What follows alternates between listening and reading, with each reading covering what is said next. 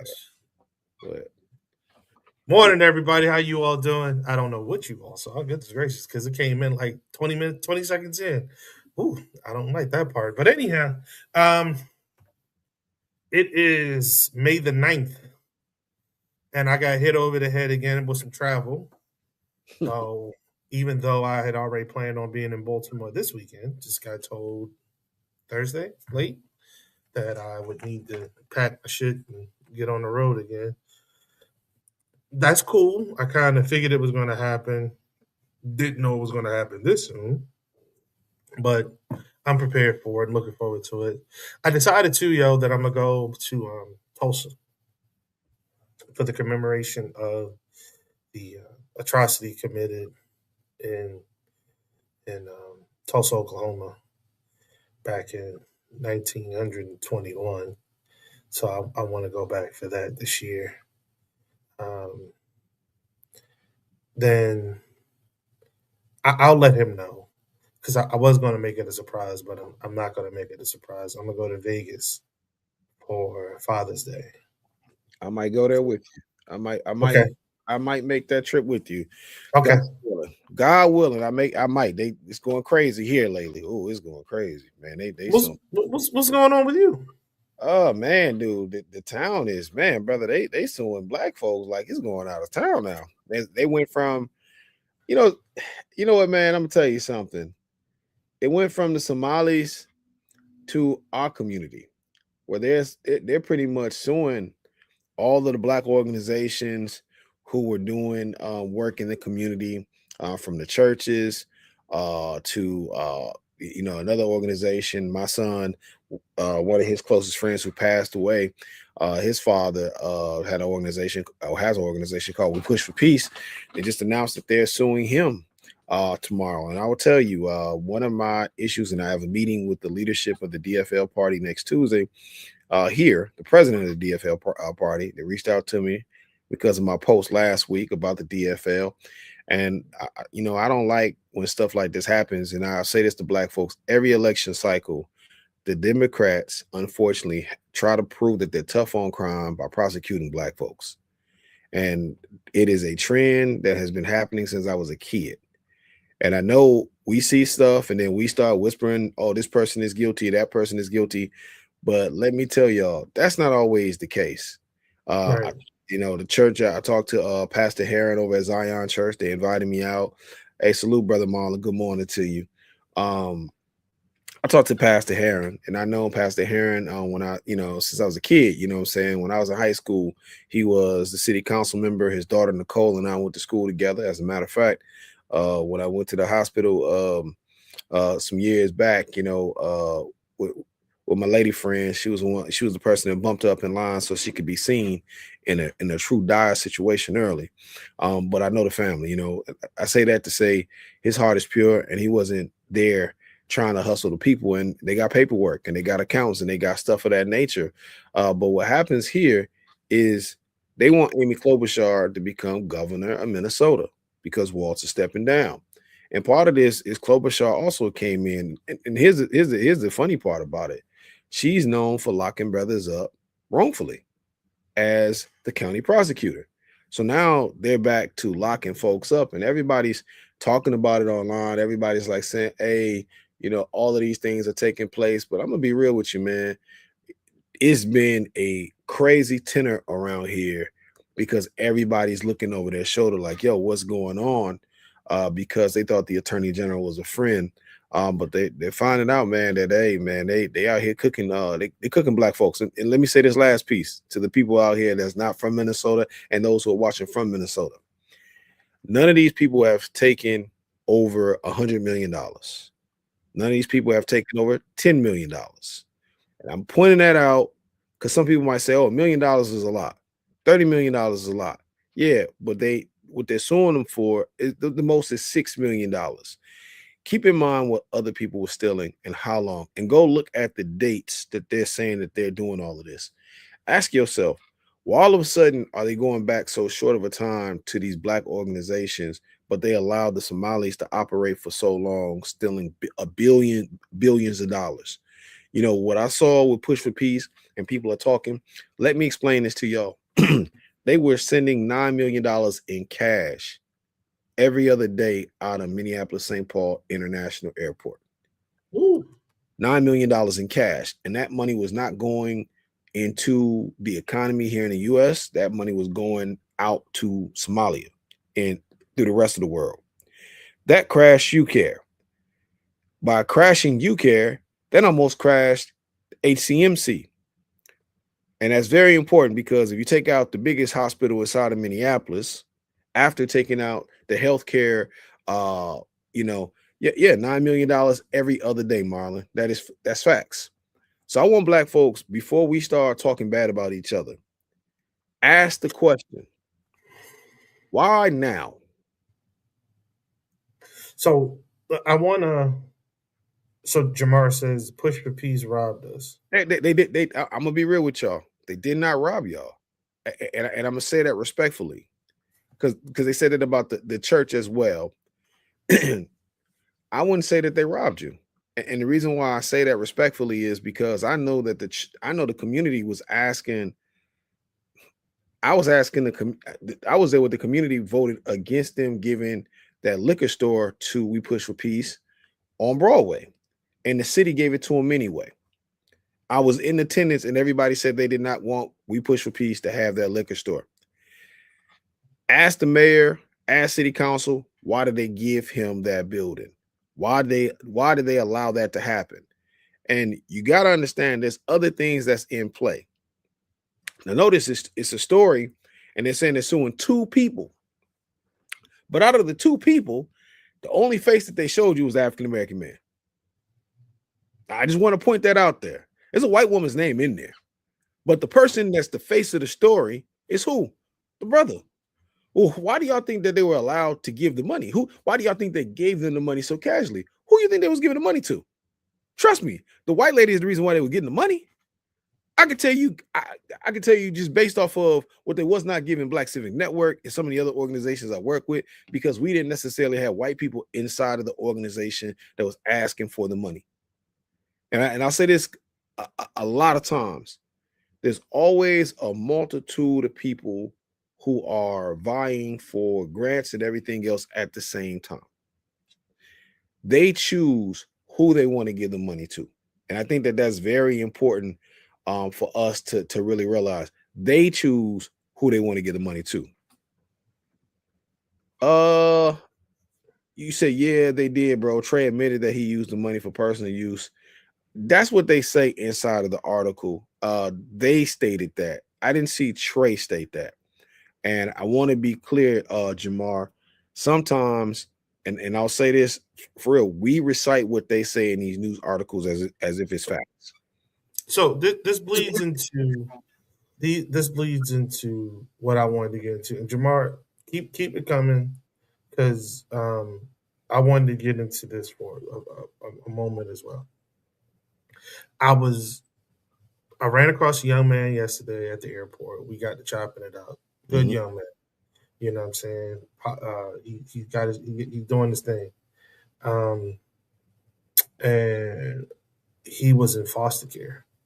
I Mm, think since he was 12, 14, one or two. mm, Got out.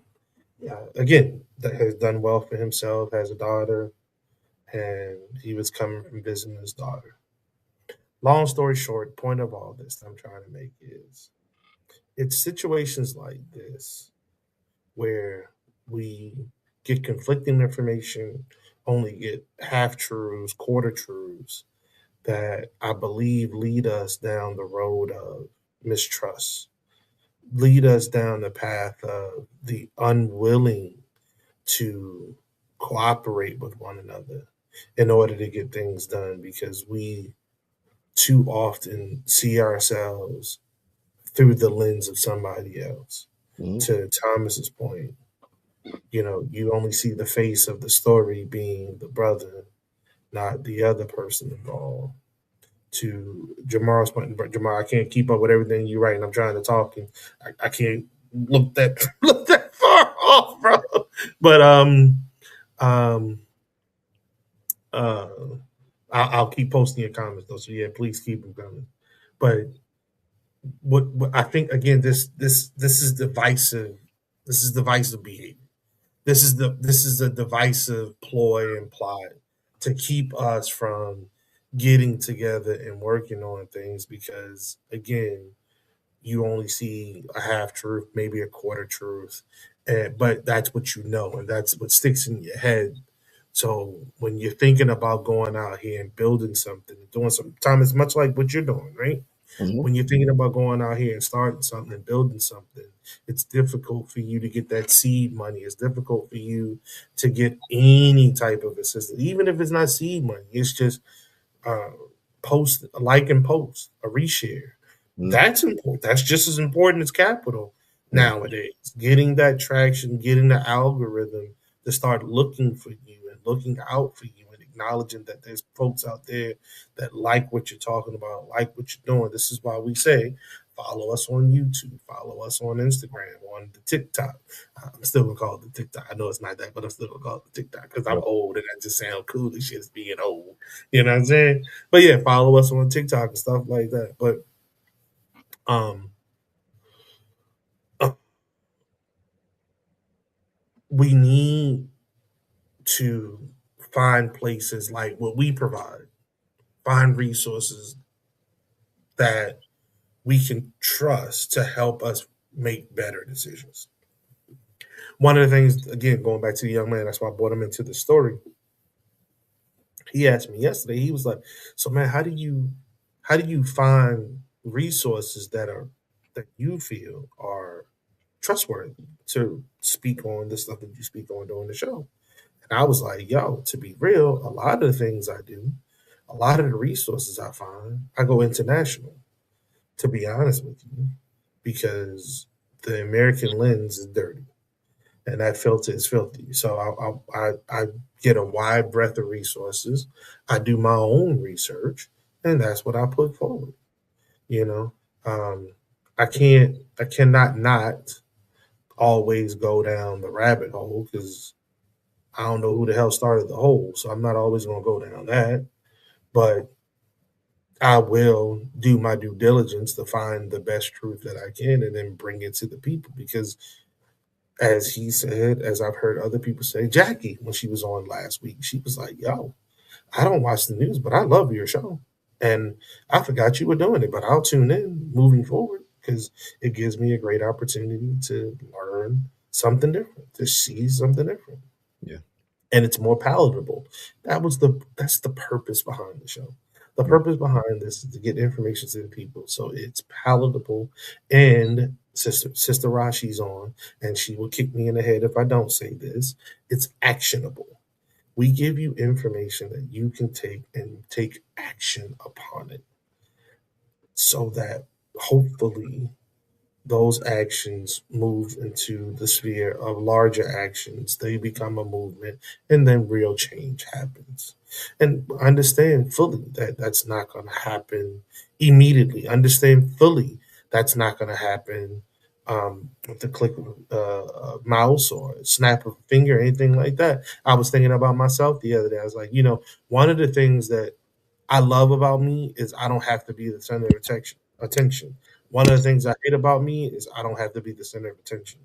So it puts me in a bind sometimes when I see people and they recognize me, but they're like, I know this guy, but I really don't know this guy. I want to be that dude, but I don't want to be that dude. I do want to be that dude as soon as I walk in. You're like, oh shit, that's Lee. You know what I'm saying? Let's leave on. Right. Yeah, but another problem I have is I move around too much, so the continuance of interactions is lowered. So it's like I remember you, but I don't really remember where I know you from.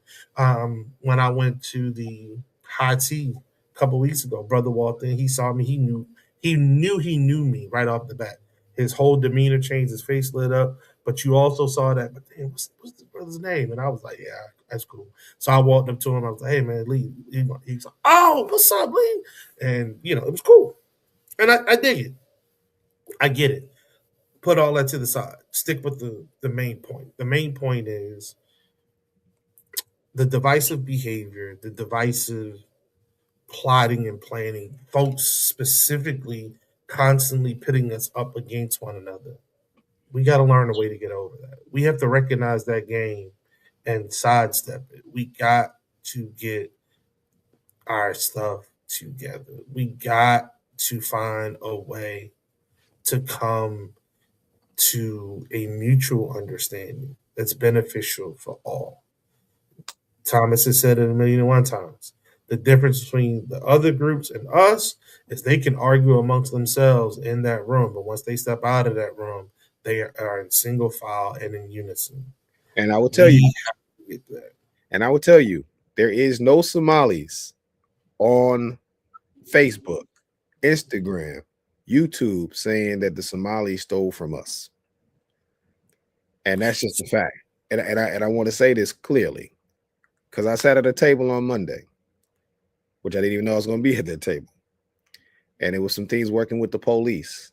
And what was said consistently by Somali leadership was that they're not us and they are friendly with the police and they are friendly with the government. And they kept on, it was like a backhanded compliment. Yeah, we're on the shoulders of black folks, African Americans, blah, blah, blah, blah, blah. But we love the police. And our relationship is different.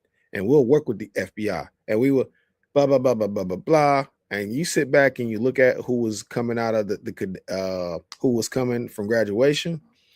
It wasn't our people. And it's not that black folks don't apply. A lot of black people applied to get into the academy. Guess what happens? They're getting plucked off. You know why? Because they'll use their relatives. Oh, Lee, you got a cousin that sold dope. You can't be no cop. Oh, Rashi, you got a sister who wrote bad checks. You can't be no cop. That is the kind of stuff that's going on with our community. And we have to stop sometimes reciting. And I'll drop this tidbit. I know the millionaire mogul who was behind Traherne and them. I reached out to him for the Watch app. He owns motels. And yes, he owns a motel inside of Las Vegas as well. And I also know the other guy that was behind Traherne getting that building on Broadway. Another billionaire who owns a lot of real estate. Matter of fact, he owns the current building that Camo J sits in right now. Those were the people that were behind him, Jewish folks. Now, I will say this again. I know the guy who gave him a lot of the money. I talked to that guy several times. Matter of fact, he told me call him several times about the app. And I'm not mad at Traherne, and I try to make sure that I'm not saying that he is guilty or not guilty. But what I want to say to my community again, they ain't crossed $100 million. And I'm not going to say they stole from us because there were other organizations that the city could have given that money to, and they did not.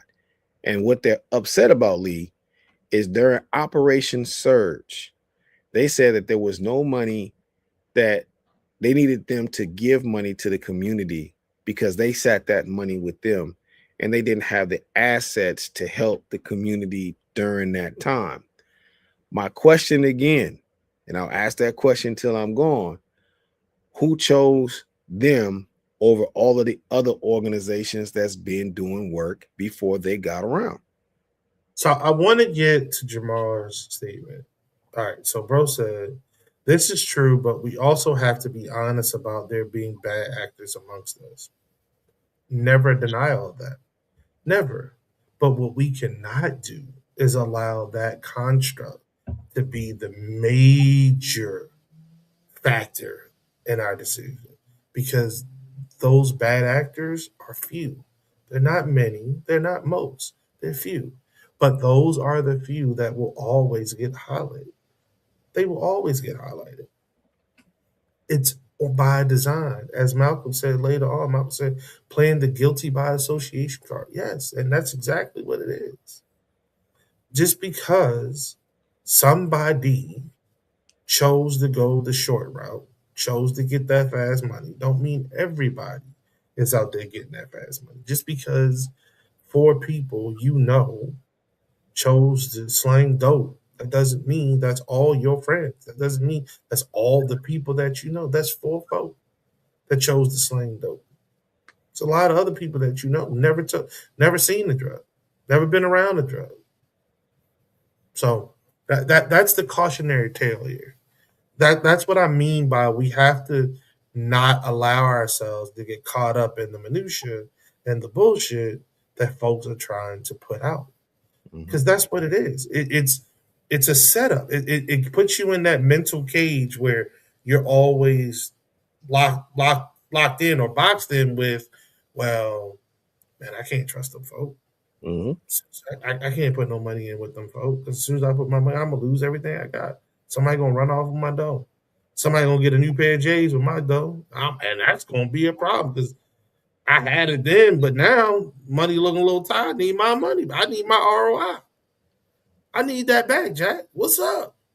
And you walking down the street with a brand new pair of J's, I'm leaving here with something.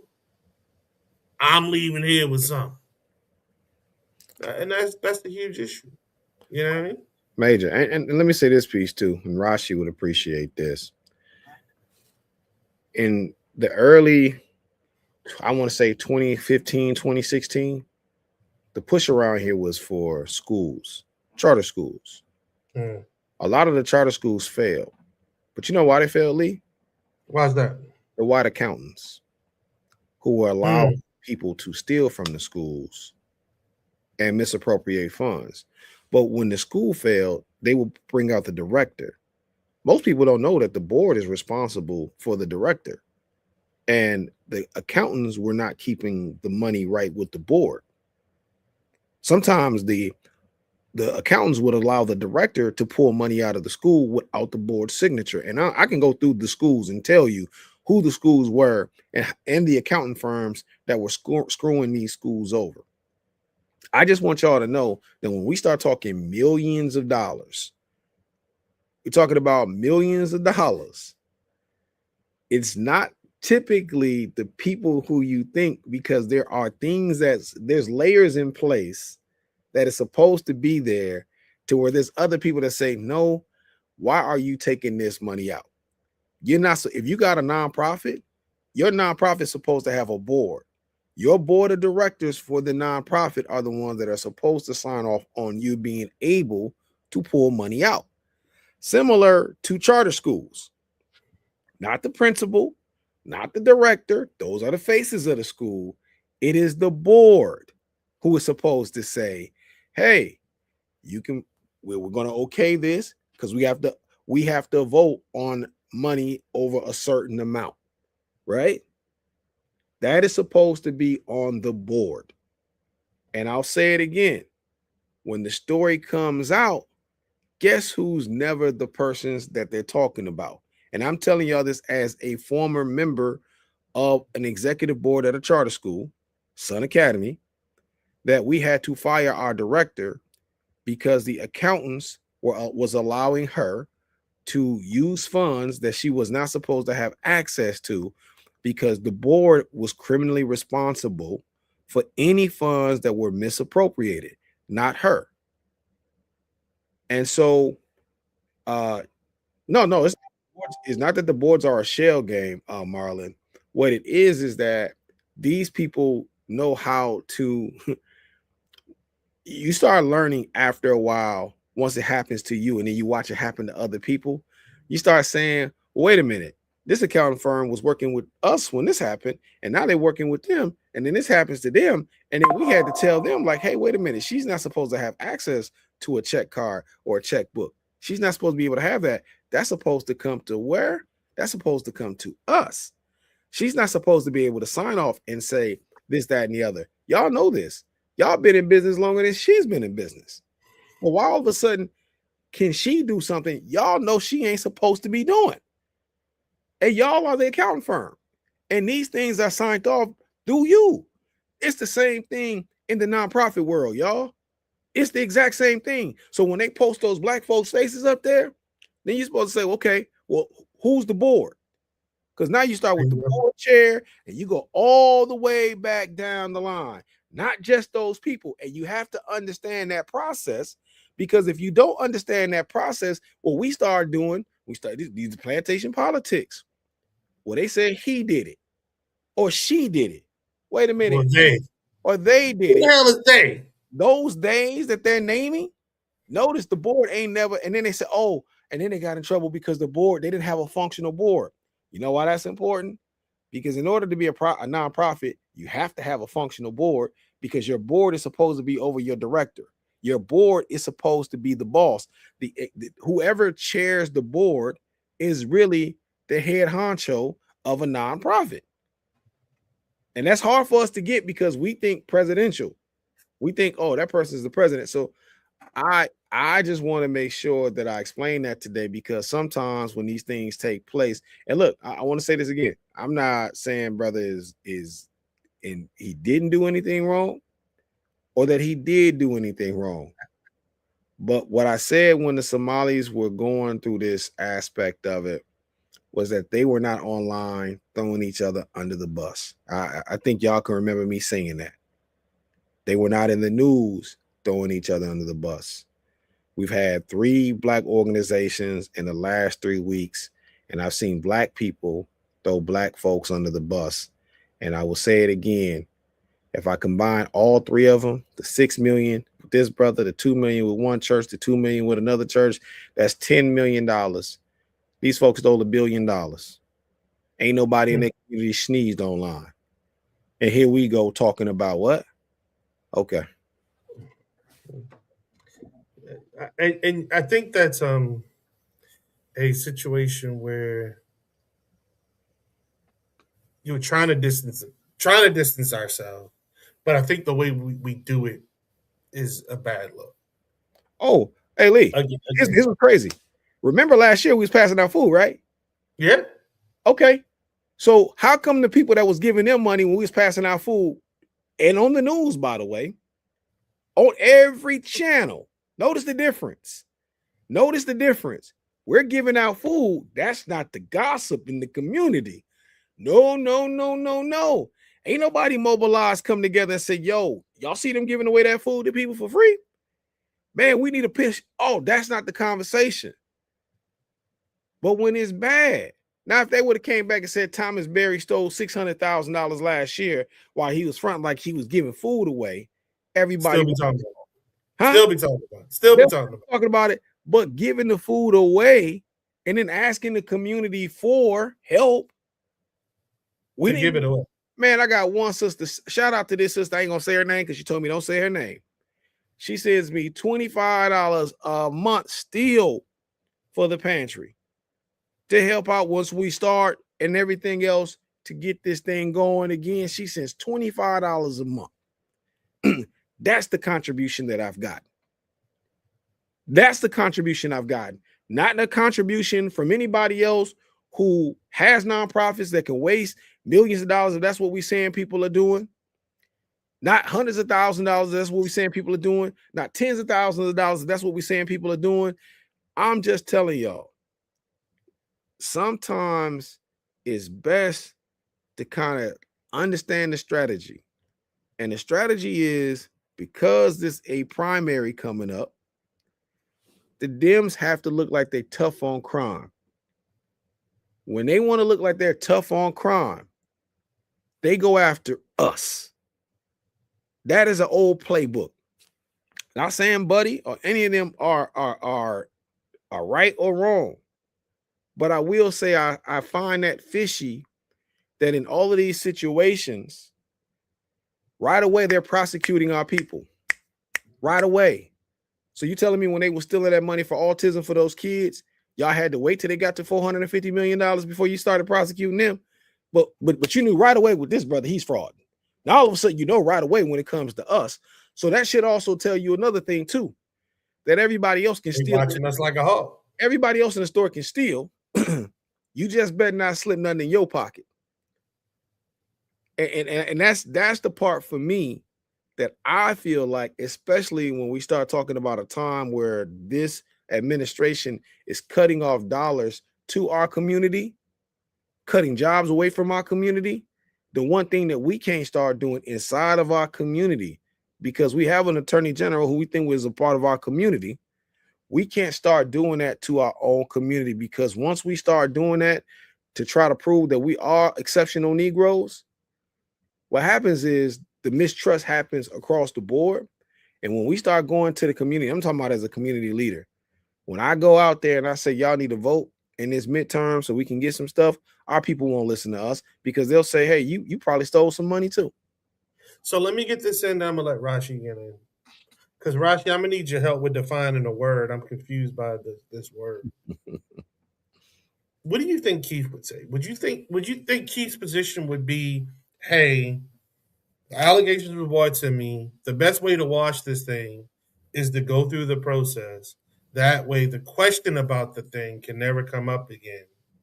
So I think it's best in everybody's interest to go through the actual process to prove beyond a shadow of a doubt that these things are or are not happening, and then we can shut them down. Or do you think he would say, "Hey, man, I'm just doing my job"?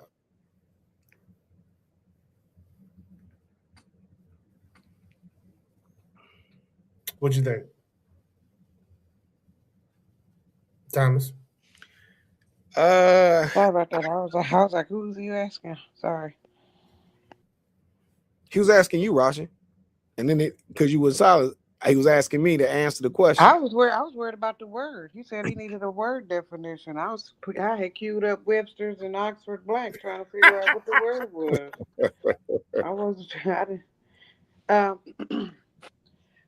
when we talk about money appropriation, I always gravitate to the defense fund. Like I don't care what we're doing out here. The defense fund is ridiculous. And for us to have, and I'm sorry, Brother Lee, because I know you are a vestige of that fund, and you deserve your coins because you laid your life on the line, whether Thank you you very gave it much. or not. You laid it on out there. You got as many of them Korean girls. Anyway, She no, is never so mind. on the wrong I'm sorry. continent. I'm sorry. I I'm did sorry. nothing in I Korea. know. I know. I Now, know. if you go back to Europe, now that's a different damn story. Shit. That's But why okay, I've so only been when to we Oxford arguing twice. about, I feel like we arguing about the crumbs of a pie. Yes. And as much as I want to be hard set against them crumbs, I'm like, there. These crumbs fell from an entire fucking cake, right? Like a glazed double pound cake, and we are arguing over the crumbs in the pan from that, from some financial misappropriation, which is an American as the American Constitution. In fact, America is built on this theory that there was some financial misappropriation happening in England, Mm, right? And that we was paying into for something that we wasn't getting. And lo and behold, Brother Barry, look, here we are again paying into something that we not getting. mm-hmm. And so it's the money laundering scam in this country. I almost get mad at us for even saying something about it. Shut up talking about it. Because it's what we do. Three card Monty is the American way, man. Look over there while I shuffle these fucking cups. And when you look up, okay, or I flip the card over. Nope, sorry, try again. Right. Nope, sorry, try again is the American way. Like we get people like that every day. We Yeah. steal from other countries. We steal from poor people. Believe it or not, we be getting them rich folks too, but we wait till they die and they don't appropriate their money right for their kids. So we finna get some of Ted Turner's motherfucking money with his dead decrepit ass. So what I'm saying is I don't get mad about money games because I know America is a money game. So if you keep shuffling, so shuffle on, boo. Shit, shuffle, cause I want to shuffle to. Hell, I like it, Thomas. Why? Show me how to shuffle that shit.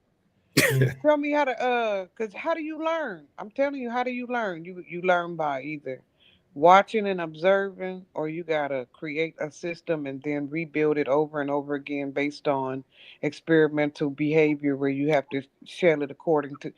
I'd like to just watch motherfuckers steal and figure out how they did it, and then when the time come, black people, let's get to stealing too. Shit, what the hell we doing? They don't care. Why we care? If they don't care, leave. Why we care? They don't care. You think them Somalis got anything like this? Is not them Somalis ain't got shit as far like think of the money AmeriCorps done got. Think of the money that the peace what they call it, the one where the Peace Or- Corps. Yeah. Okay, think and they don't never talk about taking that money away because they need the missionaries to go over there and spy on them third world countries that they finna overturn.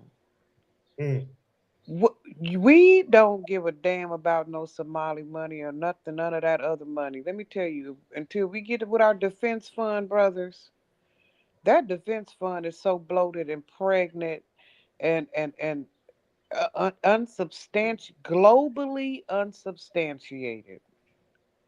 It's some dusty missiles somewhere because we held them there indefinitely. Dusty missile.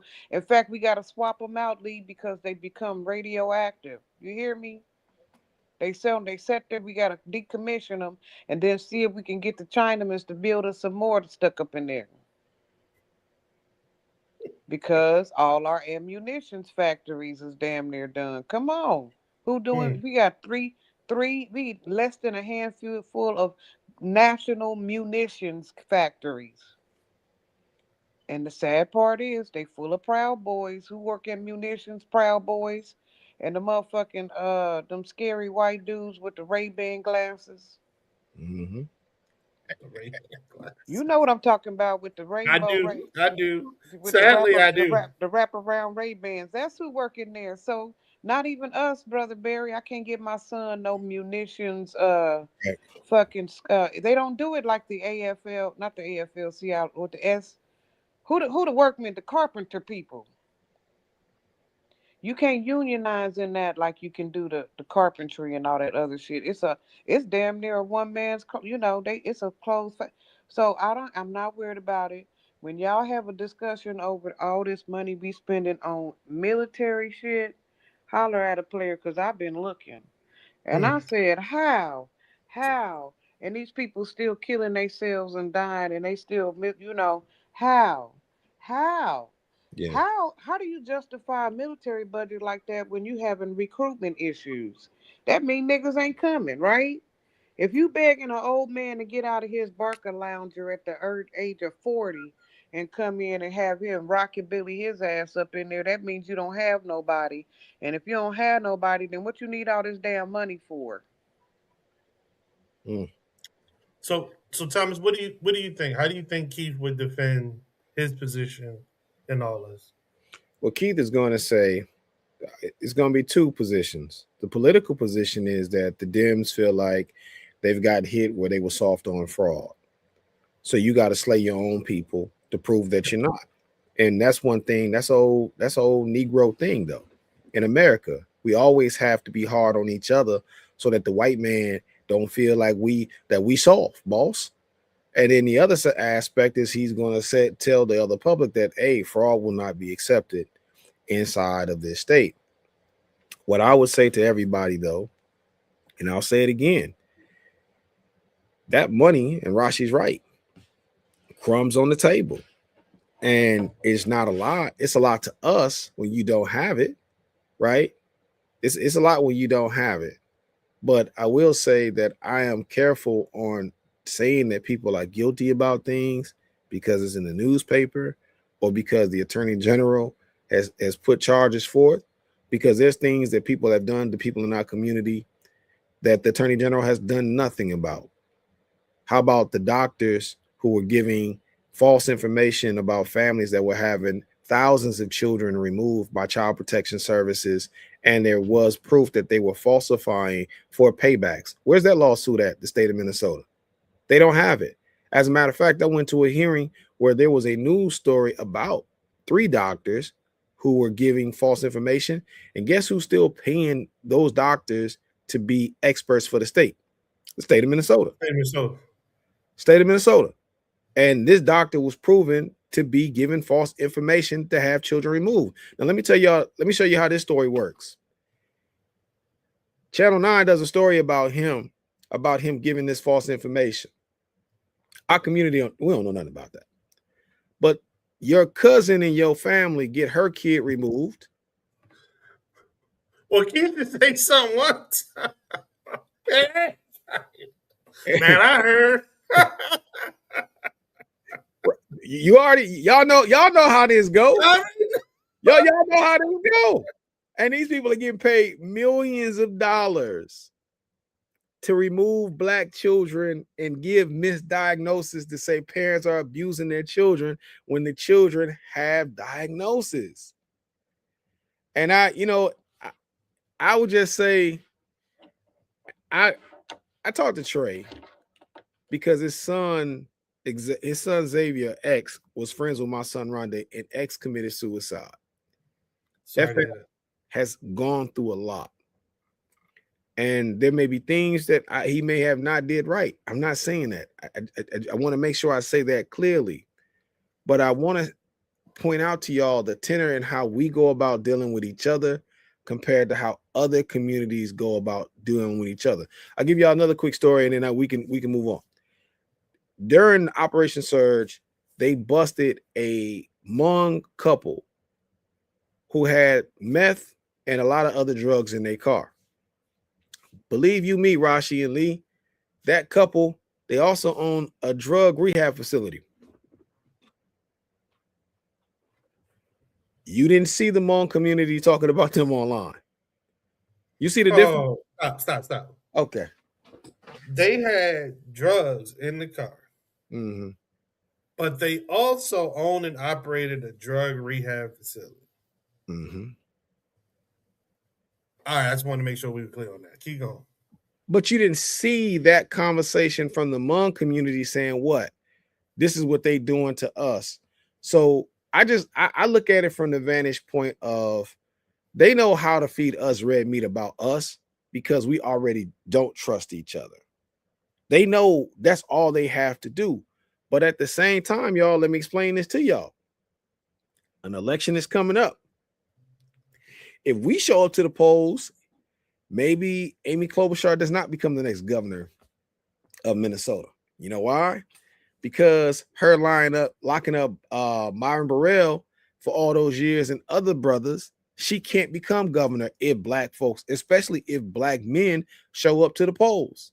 But if you put distrust in black leadership, because this is a slow drip, I can almost guarantee you dollars to donuts. Next week is going to be another black organization. And the week after that is going to be another black organization. And they're just going to slow drip these black organizations throughout the weeks. Why? Because just like the Republicans, and remember, this is a predominantly Democratic ran state. Just like the Republicans, they don't want us at the polls neither, because if we go to the polls, maybe we elect people that they don't want in office. And that's the part that I'm trying to get us to see. This is all about everybody they would rather us not show up. And if you can put doubt into what's the name, and no, it's not about a Republican winner. You got to keep in mind, brother, there's primaries going on today. There's a primary going on right now as we speak in St. Louis Park. And Latanya Reeves, who I interviewed last week, and I'm going to interview Dr. Madison on Monday. But Latanya Reeves, who I interviewed, she's going up against Ilhan Omar. Well, guess who you think Keith them want to win? They want Ilhan. They want Ilhan to win. That's whose side they're on. They don't want a Latanya Reeves to win because man, Ilhan wasn't even supposed to be. Bobby Joe Champion technically was supposed to be the U.S. congressional. He had the time in. He spent the time in. Keith chose Johan. And I'm gonna say that again. Keith chose Johan. And not only did Keith choose Johan, remember this stuff that was going on with the Somalis. Who did the Somalis go to? They went to Keith. Why? Because they're all Muslim. And you got to understand, people love to come off as the mad genius. I birthed something, whatever. Keith gave her the seat, but that seat he was supposed to get a Bobby Joe. Keep that in mind, y'all. That's like the normal protocol. If not, Bobby Joe could have went over to Jeff Hayden because they were already elected officials and they were doing their time. And both of those brothers could have held down that district and no seats. So, no, he picked this horse a long time ago. And his horse was not in our community. And if you think I'm lying, His son was right there inside of North Minneapolis as a city council member. How'd that go for the black folks over there? What was his son doing? What was Jeremiah doing for y'all? Nothing. That's just plain tax. And I like Keith. I got respect for Keith. But when it comes to our people, we can't let people come for our people. That's just like if it's one of us or somebody else, we got to be able to say, hey, you doing this during an election cycle? If you felt like them brothers did something, then why are you slow dripping these stories? If y'all got all of these lawsuits against all these organizations, why didn't you just drop it all in one story? Why are you slow dripping it? You know why you're slow dripping it. You're slow dripping it because you want these white folks to feel like you're tough on black people. That's what you're doing. Don't tell me it's not political. Don't tell me it's not that. Like, we can't keep on acting like we're fools to what these people are doing. And if we can't call Keith into North Minneapolis on the carpet to have a conversation with community, then why is Keith in there representing us in the first place? So, for those of us that don't live in Minnesota, who is Keith? Because we've got this name a lot, and I know who Keith is, but who's Keith? Keith Ellison, who was our attorney general, who was the former United States congressional member of I think the fifth, I could be wrong, fifth district, yeah. Yeah, gotcha. So I just wanted people to know. I know who Keith is, but we dropping Keith's name a lot. Like, who the hell is Keith? Yeah, my bad. I'm almost talking to Jamar and everybody else, and I apologize out there, but I have to say this, and of course, I was like, what did Keith Lee do now? Oh man, listen, you know what I'm saying? Bad fool review. But but I do want to, but I do want to say this, and this ties to what we're seeing on a national level, because I do fear. I've heard people saying that we're reverting back to Jim Crow.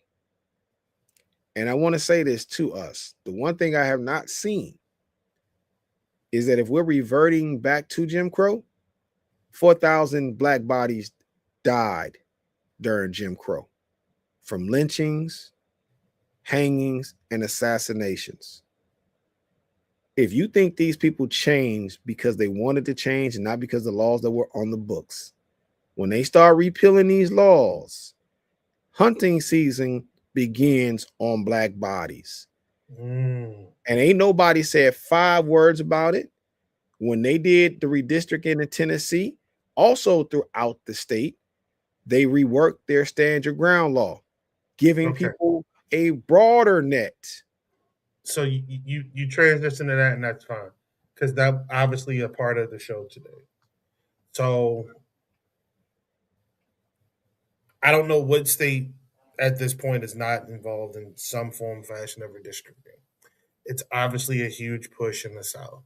That's to speak to your point. Tennessee just made a push to redistrict its only black majority district in the state.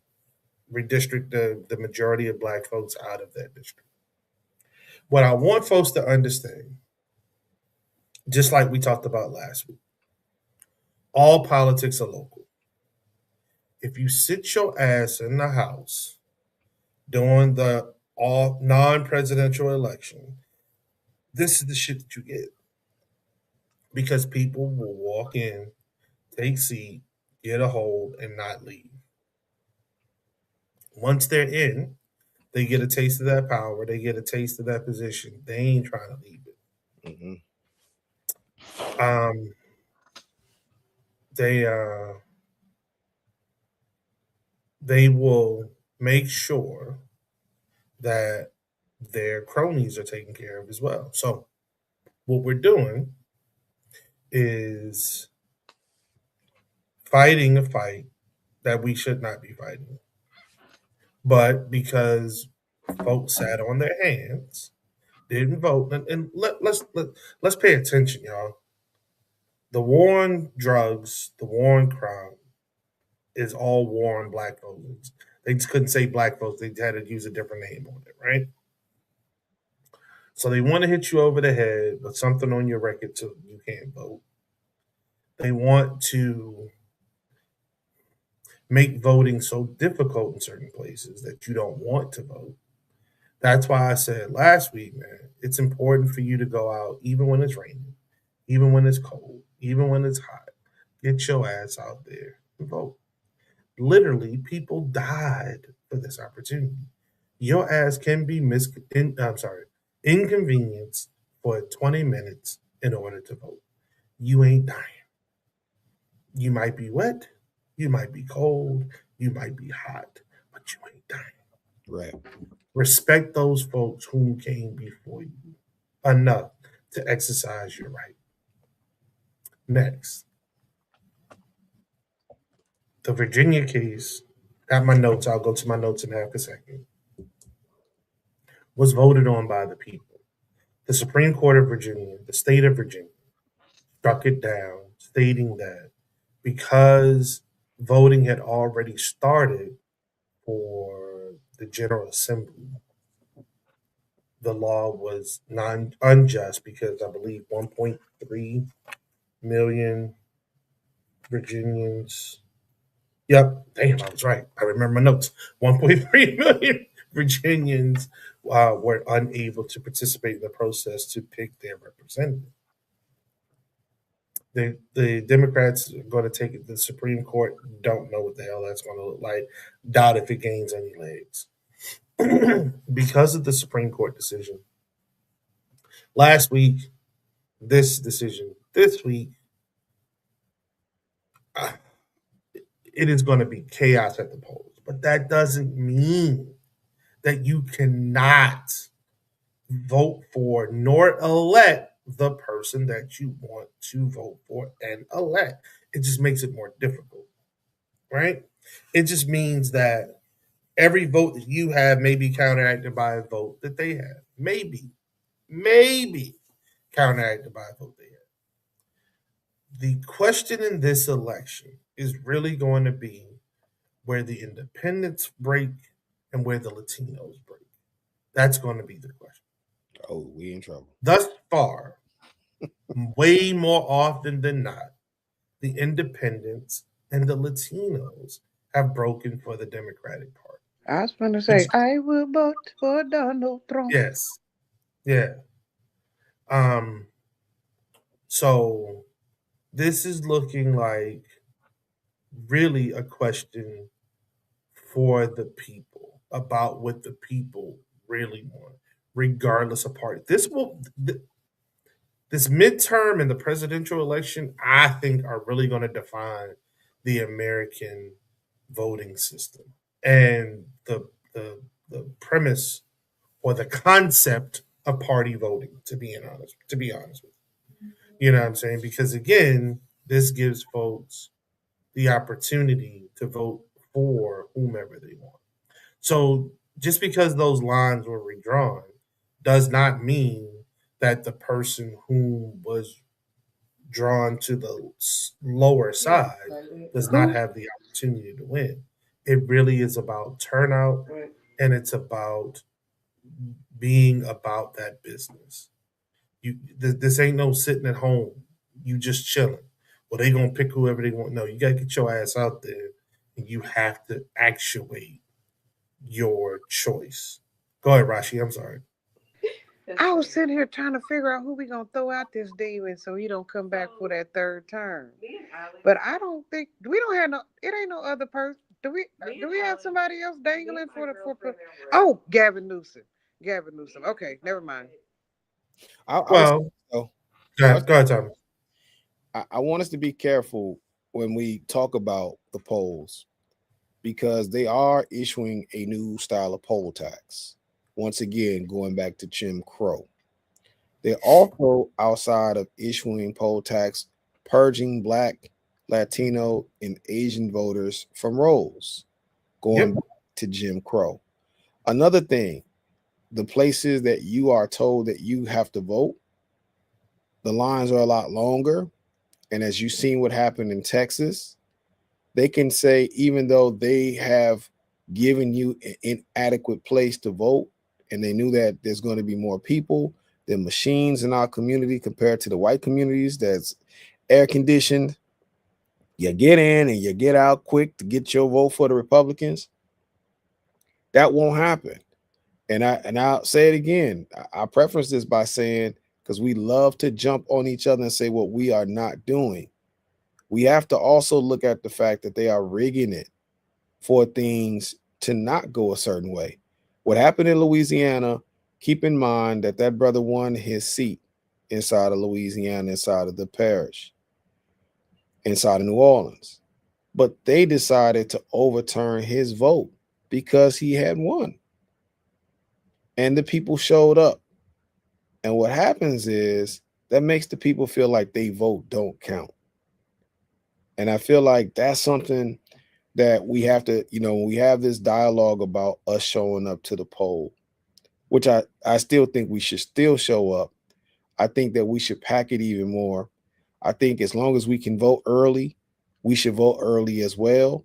I think community leadership should hold forums to where we show people how to vote early, where we invite people down to vote early if they have questions about early voting. And let's get these ballots in. Because to me, that's really what we have to do. We have to vote more than we go to AAU games. We have to vote more than we go to dance recitals. Fuck it, we got to vote more than we go on vacation. Like this is And this party. and party. Like this is a now or never. This is like, yo, we need grown people to really be grown. And, and I So and I say that respectfully because we almost had a hospital shut down here, y'all. They had to vote to keep the main hospital, Hennepin County, open because of all the cuts from the federal government. Minneapolis was about to be without its main hospital. so to your point, bro, Rashi, everybody watching, listening, whatever.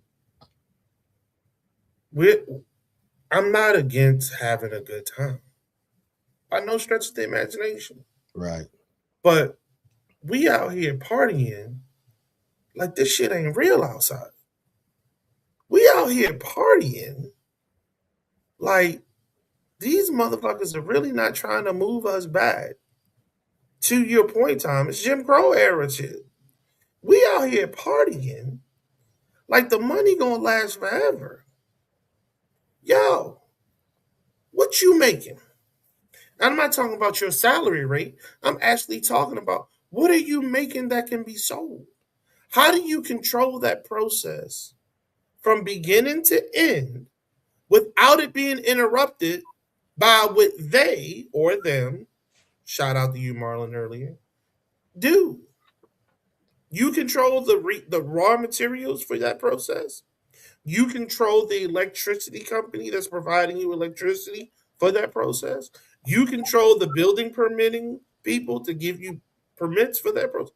Yo, the fuck is you talking about right now? For real. What is you talking about? But we out here partying like shit ain't real outside. From acting like shit ain't real. Like, nah, we gonna be all right. I'm gonna get them J's tomorrow. I'm gonna get them This J's is this tomorrow. is not we gonna be all right, Tom. I'm sorry, what'd you say, Thomas? I'm gonna get them J's tomorrow, man. You know That what I'm saying? Jordan. Motherfuckers out here just, yo, and look, I tell people all the time, I'm partially guilty of in this, right? I put my money in a whole lot of places. I really do. I really do. I put it in places and with people doing some great things. But I also put my money back into the fucking system. Mhm. Because every now and again, after working like a Hebrew slave, I want to reward myself. Facts. I ordered some food this morning, black owned business. But I ordered some food this morning. I waited for these mofos to open up. It's about an hour away from where I am right now. That food is so damn good. I'm never going to turn it down if I can get it, and I ain't turning it down. But I got to go out there. I have to go and get in the car that I rented, not owned by a black person. I got to put some gas in it eventually from a gas station, not owned by a black person. I ain't got to pay no tolls, thank God. But there's a whole lot of other things that I'm going to do that we have no control over. But again, dog, it's fest this, it's festival that. Not against having a good time. But when are we going to get that investment festival that's free to the public? Mm. $10 to the public, $20 to the public. Mm. When are we going to get that life insurance festival? When was the last time you had a conversation with your friends Mm. about life insurance? This week. When was the last time you had a conversation with your friends about health insurance? Are you advocating that they go out and get their yearly checkups? We know the sisters do it. What about we brothers? I work with nothing but men. The vast majority of them are black men. I said to them just the other day, hey, dog, life is short. We work for a company that provides us with health insurance, and it's good health insurance. Make sure you take your ass out here to get checked. Make sure you're taking your ass out here to get your teeth cleaned twice a year. It's free. Make sure you get out here to get your health screenings. This thing is short. Don't play with the time you got. Facts. I'm sitting in a room with young black men and I'm telling them that. When was the last time you had those conversations? When was the last time you and your friends sat around and said, hey man, when's the last time you looked at your 401k? What you doing with that? Hey, when was the last time you increased your your withdrawal to go into it? What's your health? What's your life insurance look like? What you got? You got whole? You got term? Who you with? You got an additional ADD plan? Who you get it through? Like man, my credit union offers it to me. It's $2. It's $2. $20,000 is free. Anything above that, I pay $2 for. You might want to get on top of that, Jack. Mm-hmm. When's the last time we had these conversations? There you go. But let's be fair. Universal index life, absolutely. But let's be fair to our community. The conversation is not there because the people who should be having that conversation with these young folks have not been passing on the access for upward mobility to these young folks. And that's just the facts. Things that were given to us free, we want to charge the people coming behind us to get the information because we're thinking that's the way to do it versus having a plan for all of us to rise. Right. A lot of this, when we talk about what's going on the election side of it, and even our health, mental health, physical health, etc. When you are not in positions where you're overly stressed, you can think clearer and you can make better decisions. But if you're always inundated, which a lot of young black folks are, which a lot of poor black people are, overly inundated, it allows you to be confused and the vision is blurry of what you need to do to sustain. So you're in survival mode. And we have to get ourselves out of that gear. We have to get out of it because survival mode makes you burn out faster. Yep. We need to get out of survival mode. But in this moment right now, unfortunately, collectively, enough of us are not in survival mode. And I want to say that we're not. Because, a lot of it for what's going on in this country, black wealth has been snatched away. And we're not talking about that enough. We're not talking about what happened over there in the DMV area when a lot of these black folks have lost these government jobs. Good government job. Man, great government jobs. About to lose their houses. About to lose their About to house lose them Lexus. About to lose them Teslas. and They losing it. might have to go in debt because they can't send their babies to the schools that they went to because that was the plan. And let's keep in mind, while they made DEI a dirty word, what did one of the federal courts just rule on yesterday? Well, they used DEI to decide who they weren't going to give grants to. They went off of race. They went off of gender.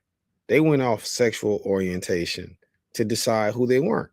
So don't let this government tell you one thing Don't let Elon Musk tell you another thing, and then you see that race does matter. Because if it didn't, why did they go by race to cut grants, cut loans, cut jobs, etc.?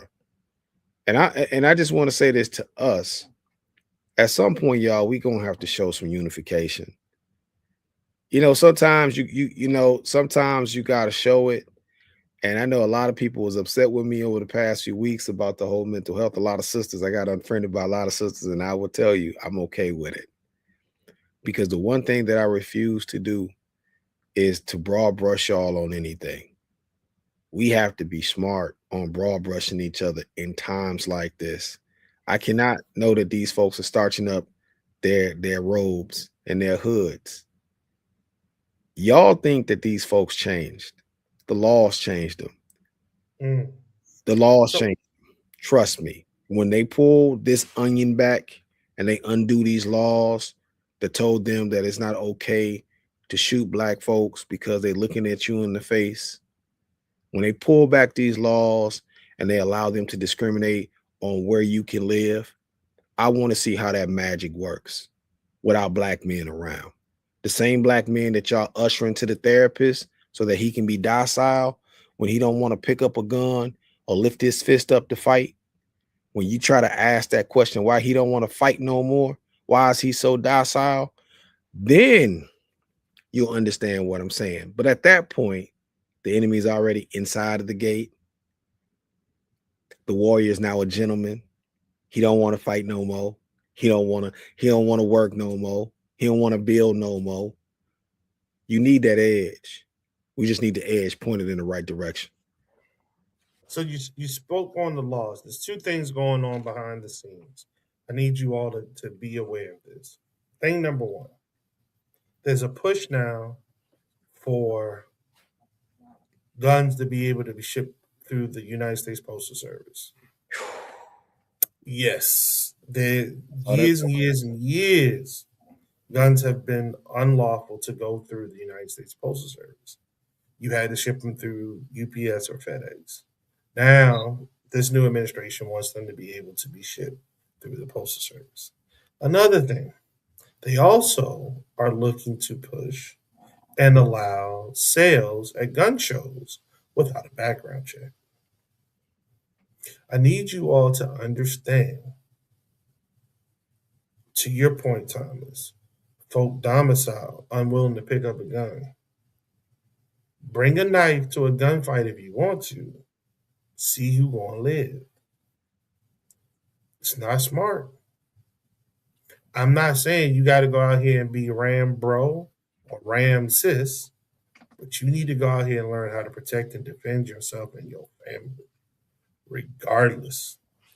You need to go out here and learn how to protect yourself and your family, regardless. Yet, I haven't seen a huge run on weapons as of yet, though.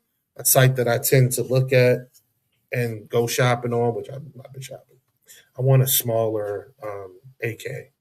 I want something very much smaller. But anyhow, I've not been able to find anything on their site for a while, but it's coming. There's going to be a large run on guns and ammunition in the very near future, especially if this election turns into a blue bath. If this election turns into a blue tsunami, there's going to be a run on guns and ammo because the special people will fear that the Democrats are coming for everybody. And when I say everybody, I mean them, and specifically their guns, as they normally do. So, again, it is definitely a good time to get familiar, like, even if it's just a shotgun. Something is better than nothing. Because if problems come at to your door, you need to be ready for those problems, regardless. Rashi, this is where I need you. No, no, you know what? Hold on one second. Stand down for a second. Going back to the laws, my man, Chief Justice Roberts, on Wednesday was in Hershey, Pennsylvania, giving a speech. In his speech, he was saying how he feels that, and I'm surmising, I'm not reading from my notes, I'm surmising. I'll get to my notes in a half a second because I don't want to misquote him. The summation is he was talking about how Americans, most Americans, think that he and the fellow justices are political actors, not those whom are making decisions based on the law. His exact quote: I think at a basic level, people think we're making policy decisions. We're saying we think this is what things should be, as opposed to this is what the law provides. I think they view us as I think they view us as truly political actors, which I don't think is an accurate understanding of what we do. I would say that's the main difficulty. One of the things that we have to do is issue decisions that are unpopular. Those are rulings based on our best effort to figure out what the Constitution means and how it applies. Now, when you talk about your best efforts to figure out what the Constitution means, you can go either way with that. You could go the way that you're seeing the American public move with it, or you can go your own way, Judge Roberts. Judge Roberts, you're going your own fucking way. Stop the bullshit. You are a political actor. You are. It's not hard. It's clear as fucking day. So take that, shove that shit someplace where people believe it, and keep it moving. Because that's bullshit that you just said, without a doubt. Roe v. Wade. Who wanted Roe v. Wade? Who wanted to overturn Roe v. Wade? I'm sorry. Most Americans did not want to overturn Roe v. Wade. Not at all. Right. You could have left the opinion that has stood for 40 plus years the same as it was before you took it up. You could have rejected the notion to hear a difference of opinion. You chose not to. So, again, please tell me how you're not a political actor in that instance. You are very much behaving like a political actor in that instance. You are not interpreting the law. The law was already interpreted. You could have just chosen not to hear the case. You chose to. Why? For fucking political reasons. Ain't nobody stupid, dog. Nobody's stupid.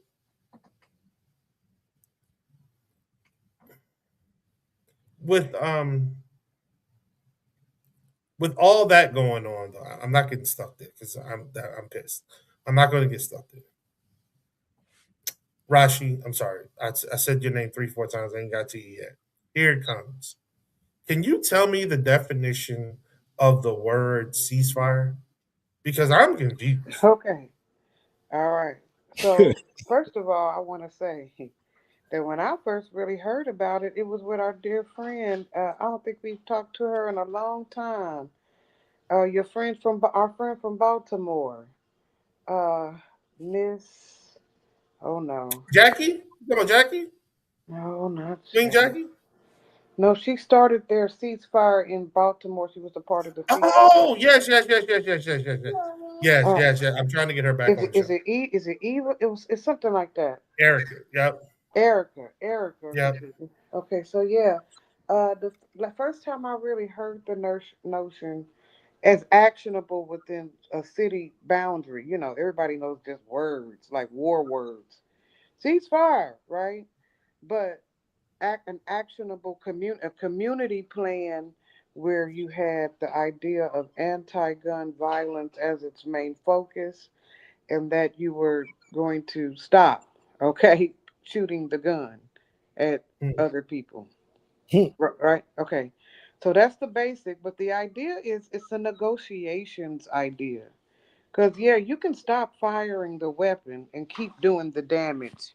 So ceasefire is actually it's a it's community based. It's not literally for real between two people. It's an idea of how you negotiate conflict within a group of people, within a group of population. And so the ceasefire in this term, I think what you're talking about is the one that we have abroad, or are we just Yes, so yeah, absolutely. With Iran, that because I'm that's confused. How the that's hell we not got a real. ceasefire and we keep shooting? That's Yeah, not real. how we got a That's actually ceasefire? not real. That's not real. And it reminds me of not just the Hey, dog. Hatfields. It's like the Hatfields and the McCoys. It's like the Montagues and the the Capulets and the. Okay, so you know what I'm talking about. You have to Yes. know your feuds. Because it's a whole Coca-Cola Pepsi situation. And so, well, yeah, so shots are gonna be fired. But look, if we never pull one other trigger, they still gonna keep shooting over there. They Right. fighting over real estate amongst a congested amount of people. So, and then we got some people with a fake, No. with what they would, they call it. It's not real. That's what they calling it in the streets. It's not real, and its I, influence on everybody in that region. So, yeah, no, ceasefire is in its basic sense a negotiation tactic that people are refusing to use because there is very little I think it's power in compromise, Brother Barry. But people find there is no power in compromise. And I don't really understand that. Well, I will tell you, I think in this case, the ceasefire situation is the reason why the war keeps happening. Because every time they say they're stopping, somebody is dropping more bombs, and the rhetoric gets worse. And you have to have people who are willing. And the fact of the matter is, Israel is not willing. And that's what this boils down to. This yeah. is what happens when you have a president that's compromised, who's compromised the country. And, I'll say it again, it's not going to stop until the midterms if the voting turns out. But that's why they're trying to stop the voting from turning out. But we have a large portion of this country, not the majority of this country, but we have enough people in this country who will also acquiesce with this government to make sure that people don't turn out to the polls. They don't Mhm. need 100%. They don't need 55%. They're hoping for that 20% that they got to help obstruct, to help come out and troll online, to help, uh, you know, discombobulate meetings. That's what they're going for. And unfortunately, I'll ask again, where's Project 2029 from the Democrats? Where's the conversation about what are you going to do once you get in power to make people want to go vote for you to get back in power? Where's that conversation at? Who is the candidate? You asked Rashi for president, who's saying, hey, flat out, hey, if I get in, we're expanding the Supreme Court. If I get in, we're putting term limits on Congress. If I get in, we're putting term limits on the Supreme Court. If I get in, we are impeaching justices. If I get in, no, you can't apologize your way out of this Pete Hegseth. And I don't give a goddamn what Donald Trump do. Whatever he does, we're undoing. That has to be it. No, maybe you can be pardoned, but I will turn your ass over to the UN so you can serve war crimes. I will use the Hey, FBI, the yeah, Secret Service, whatever, the CIA, the DEA, the ATF, whatever I got to use, like you use ICE, to hunt your ass down. Any ill-gotten gains that you've gotten under this president will be given back to the American people from his family and anybody else who. Where is that playbook at? Where's it at? Like, that's the part for me where like I said again, motivating people to get to the poll because the ceasefire is not working. But here's a scary part. If you don't say from your end, hey, he's not doing what he's supposed to do with these ceasefires, uh, you know, the problem is going to be consistently the other countries are going to say, well, what does that mean when the Democrats get in charge? Are they going to go by what he did, or are they going to walk back all of these things? Because the standing for us around the country isn't, I mean, the world is in bad shape because people really don't know what are the Dems going to do when they get in. They're not saying nothing.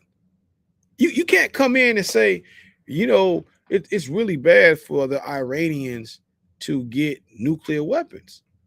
I'll explain this to y'all one more again. For anybody want to know the one more game. They said that about the North Koreans. North Koreans got their nuclear weapon. Have they used it? Have they threatened to use it? But you know what it stops people from doing? Talking about they running up in where? North Korea. So the thing that American people need to be able to equip their minds with is like, wait a minute, hold on a second.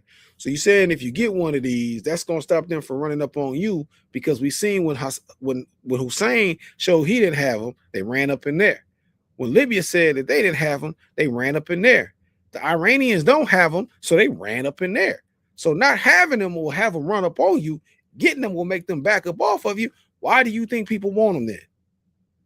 Why do you think India wanted them? Why do you think Pakistan wanted them?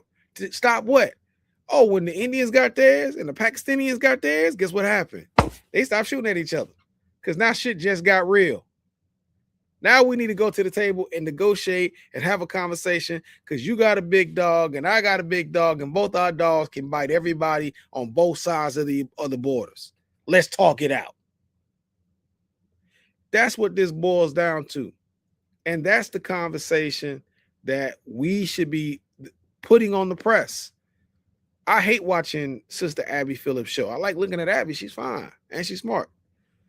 But when I listen to the conversation on her show, I'm like, where's the common sense in the dialogue? Where's the common sense? There's no common sense. There is no political historical facts that's being said. These are all conversations that are based off of pretty much supported by these foundations who have, as Rashi was talking about, the war machine. They're making money off the war machine. So it's propaganda that they keep feeding the American public over and over again. So Lee, the ceasefire is not really a ceasefire. It only works when you hear both sides negotiate that it's a ceasefire. When Donald Trump says it's a ceasefire, I don't think the Iranians or the Israelis know that it's a ceasefire. I think that's just when the Israelis are still attacking Lebanon. Man, listen, that's the main point that I feel like I think that some of the right wingers like Tucker Carlson and others, they're starting to get it. They're starting to understand what this is here. I'm intrigued by Tucker. You are? Yes. I'm not. Tucker is a true Pat Buchanan disciple, going back to their days from Crossfire on CNN, which was original debate show before Stephen A. Smith and Skip Bayless. Crossfire was on CNN. It was Pat Buchanan. It was Tucker Carlson, and I forgot the other older white guy. They were all conservatives for the most part. But keep in mind, Pat Buchanan would have the exact same. Was it Rush Limbaugh? No, it wasn't Rush Limbaugh. It was an older white guy who kind of looked like Paul Heyman a little bit, but I forgot his name. He wasn't O'Reilly, Bill O'Reilly. No. This is long before those guys. This is long before Fox News was even thought of. But it was a CNN. But these guys would sit and talk politics. But Pat Buchanan, the reason why I say that, Lee, Pat Buchanan would have the same take on. They're nationalists, and American white nationalists do not believe in sparing or supporting Israel. They do not believe in sparing other countries. They believe in focusing on the things that are happening here in America. And so that's why I say he's like a Pat Buchanan type, because he's a nationalist. He's a white nationalist. And sometimes it could come across like he cares about everybody here, because he learned from Lee Atwater, Lee. What Lee Atwater say? Y'all can't be going around just calling them niggers. That ain't gonna work. So he knows not to call us niggas and coons and things of that nature. He knows how to talk the right way, right? He knows not to do the Charlie Kirk thing. That's right. We urbanites. Tell him. No, I don't want to joke about it, because I think we fall for that with white folks a lot. Like, they know how to talk to us.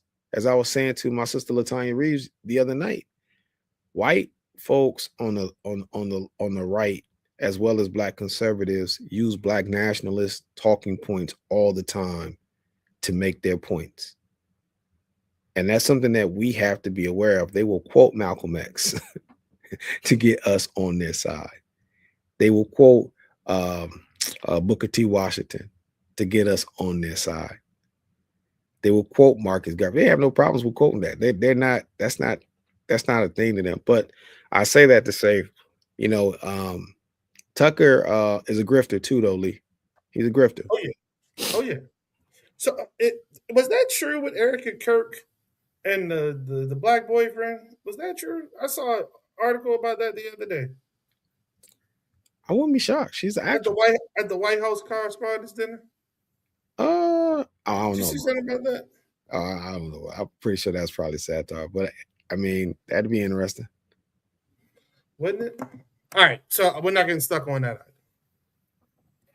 Yeah, Tucker is a grifter. Absolutely. He seems to have changed the tune though. So it's him, Candace Owens. I'm just watching these folks, and I'm like, y'all the same motherfuckers about a year and a half ago. Y'all were all on the Trump bandwagon. What happened? The money. You found out what everybody was telling you was true? The money. Like, I don't get it. I mean, we've seen this dude in action before. Remember, he was the president before. He didn't do shit. He didn't do shit. I'm sorry. He threw some paper towels at the Puerto Ricans after the fucking um, hurricane came through. He did that. He was very disrespectful about that. When COVID came around, he was totally in denial about COVID. He did that. Mhm. Thousands of people died because he was just horrible at his job. So Mhm. that happened. He talked about a wall, never built it. He did that. Trying to understand where you all thought that things were going to change because he had a second opportunity. Mhm. Now he's still invoking the fact that he may never leave office. There will be a third Trump term. Mhm. Why do you think that these folks are being pulled from Germany? Mhm. 5,000 American troops being pulled from Germany. Where the hell are they going to go? Mhm. Please tell me where they're going to go. They're Mhm. not going to Asia. They're Mhm. not going to Africa. Though we are getting and building a bigger and bigger presence in Africa, they're all not going to Africa. Mhm. Some may go to Asia. The Mhm. majority of them are coming home. To do what? There's no mission in the United States of America. Mhm. Or is there? Hmm. Marjorie Taylor Greene, thank you, Marlon, was out just the other day. I live in Georgia. So she gave a speech just the other day and she apologized basically for helping Trump come in office. Mhm. She was talking specifically about the Epstein files. She was saying how Mhm. she was pushing to get this released. She was pushing to get it released. She got resistance. She did the unthinkable. She went over, put her name on the petition to force a vote on the floor. She got a call from the president. He told her, you got to take your name off the roll. Got to take your name off the list. A lot of my friends are going to get hurt if these things come out. It's a hoax. It's a hoax. It's a Mhm. Democratic hoax. Mhm. And she said, no. Young women have been violated, and I want to see what's going on. These are her words, summation. And that's when she fell out of favor because she didn't take her name out of off the roll to force the vote on the floor. Mhm. What is it that this guy showed us from the last time that made us believe that he was going to do different this time? Mhm. What is it in this guy that you all see as a need for the country? What is it? I'm confused. I don't understand. Mhm. And yet here we are, nearly 2 years in, Mhm. and we are all struggling, Mhm. except for, except for the ultra rich. They're doing quite well. How is that possible? How is that possible that everybody is struggling except for these 10 people? Mhm. I'm using 10 as a Mhm. just a how does that work? Mhm. Are they not trying to position us to where we will go out into the streets and misbehave because they are doing so well and we are struggling? We being the normal average American populace, they being the folks who are at the top, whom have very, very little um, shits or care very, very little shits about those of us that are not one of them. And I say that because that's how they behave. When the media is being challenged as being relevant, when, to your point, Thomas, you're fighting to get the a hospital to stay open because funds have been cut for that. When everything, and I mean everything, that we have deemed normal as a country has been upended, seemingly just at the pleasure of this president and or the administration. That's a problem.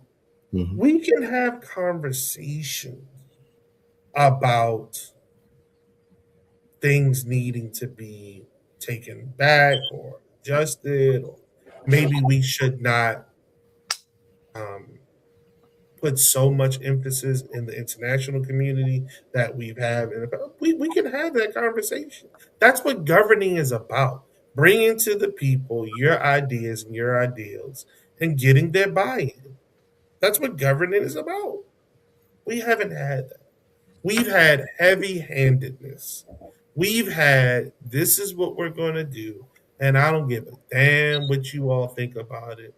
If you support it or not, we're just going to go in that direction. Okay?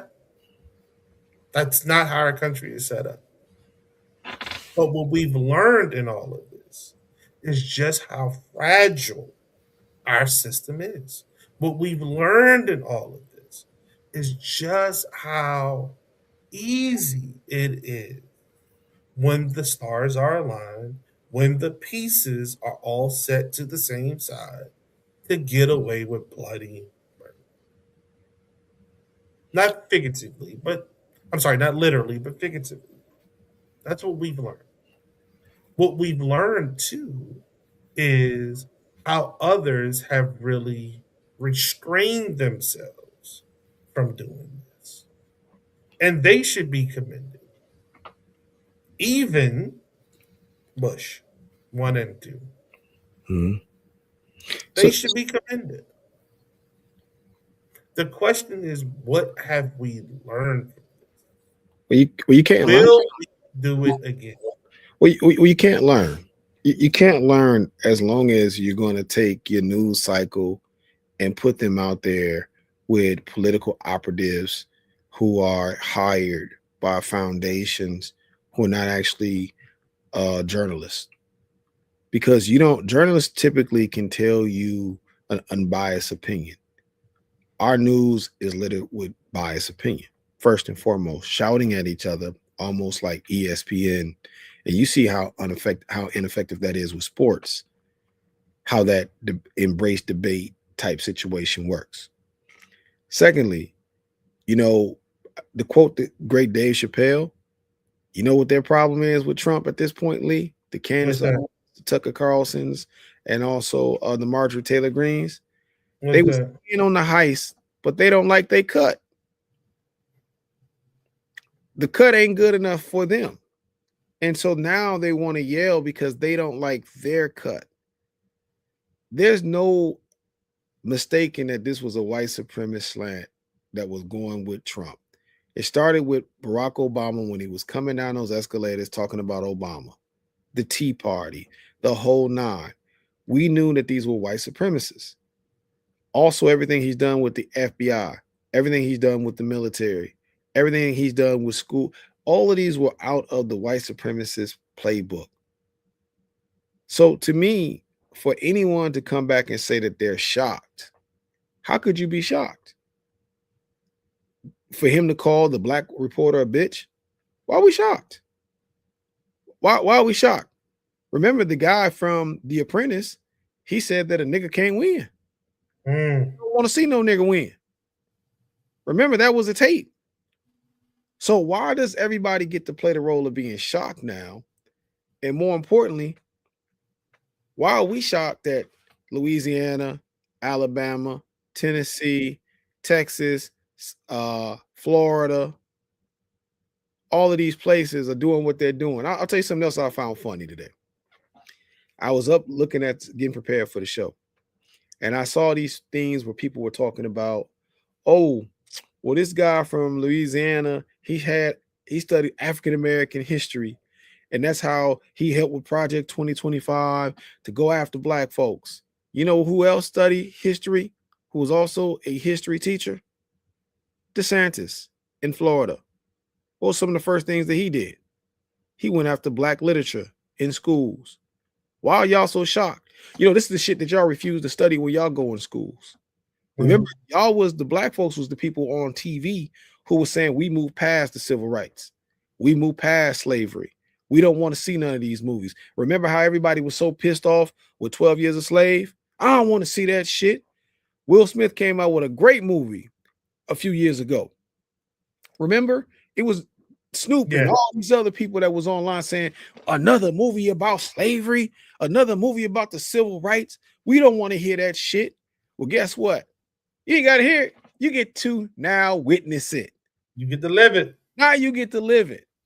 And I will say this, and I've been this has been a bittersweet week for me, as my son is about to graduate next week from law school. The one thing I thought about my son was 30 years ago where I was at, where he's at today. And I said, man, he would have had a better chance being successful 30 years ago in America than he would have today. And not because he's not able to do it. It's because we didn't stand in the gaps and we didn't fight for the gains that we had 30 years ago to make sure that we added on them. We fell for this bullshit of believing that this guy from a television show could be a president. We fell for the idea that there was a real debate on a good candidate versus a bad candidate for anybody that was standing across from him. Whether it was the Republican primary or it's goddamn Kamala Harris or Hillary Clinton, whatever you want to say about either one of those ladies, they would have made a better president than Donald Trump. And when I start hearing people start debating that point, the first thing I keep on asking, so you like shit on a cracker? you want to know if this is tartar for real, huh?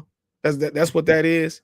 You really think shit on a cracker is tartar? That's what you want to debate consistently.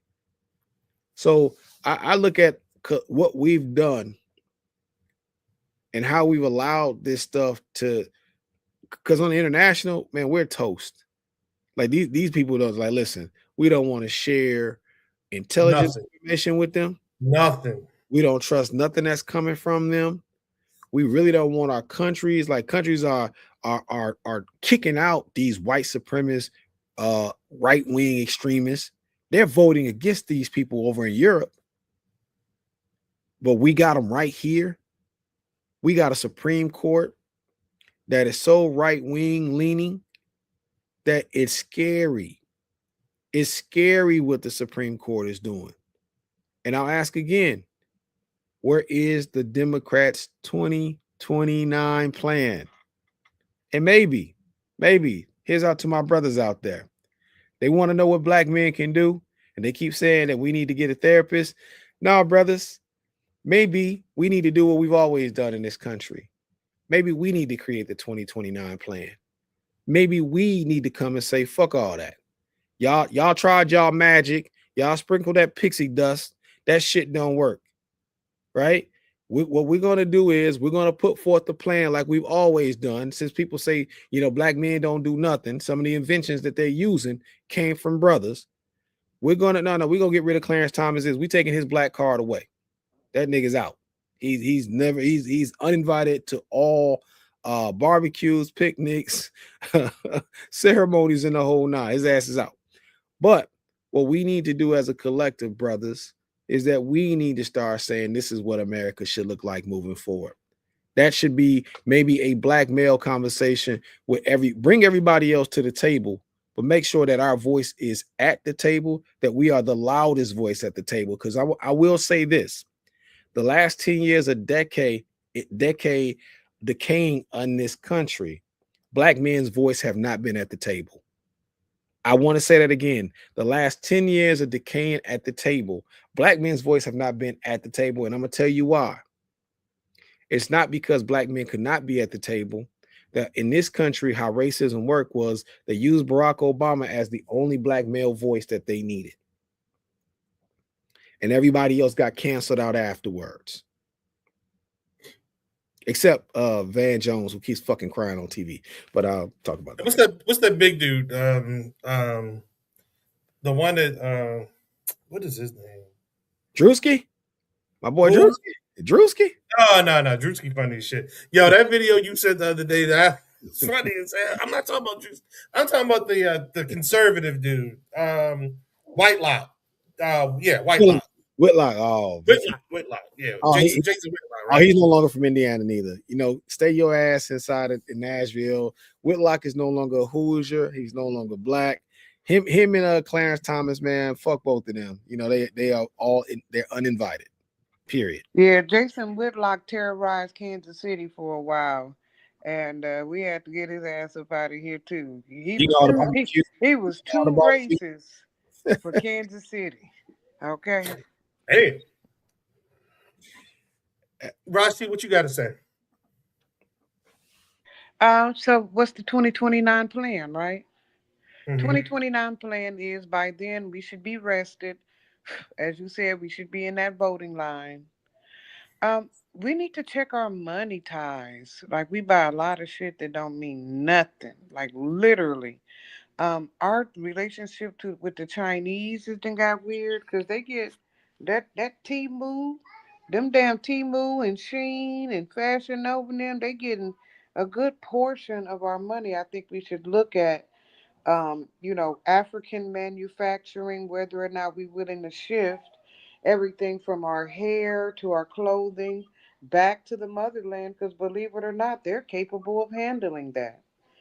They have started making a lot of strides from different materials that so Africa, in my opinion, has a 2029 plan. It has to do with community and environmental restoration. I think we should hop on that plan. We should definitely be continuing to educate. Yes, yes, yes, precise.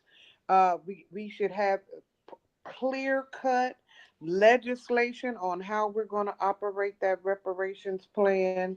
It should not be a theoretical commission like HB 40. It should be action, like we said, it should be something actionable from every industry, from agriculture, health.